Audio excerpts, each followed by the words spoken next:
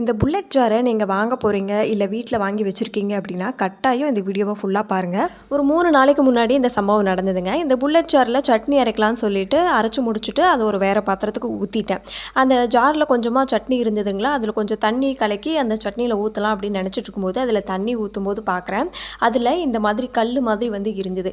என்னடா நம்ம தேங்காயிலையும் கல் இல்லையே, கடலையிலையும் கல் இல்லை, இந்த கல் எப்படி வந்திருக்கும் அப்படின்னு சொல்லிட்டு யோசிச்சுட்டு இருந்தேன்.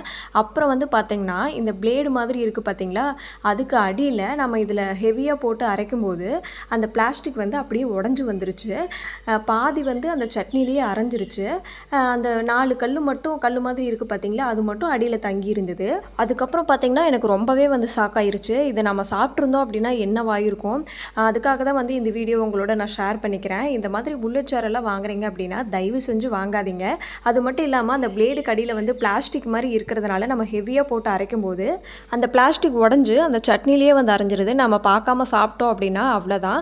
எப்போவுமே இந்த மாதிரி மிக்ஸி ஜார் வந்து வாங்குறது தான் வந்து பெஸ்ட்டு. இதில் வந்து பார்த்திங்கன்னா ஃபுல்லாக சில்வரில் இருக்குது. அதனால் நம்ம பயப்படாமல் வந்து ஈஸியாக அரைச்சிக்கலாம். முடிஞ்சால் இந்த வீடியோவை எல்லாருக்கும் வந்து ஷேர் பண்ணுங்கள். நிறைய பேர் இது மாதிரி வாங்குறதா நினச்சிருந்தீங்கன்னா தயவு செஞ்சு வாங்காதீங்க.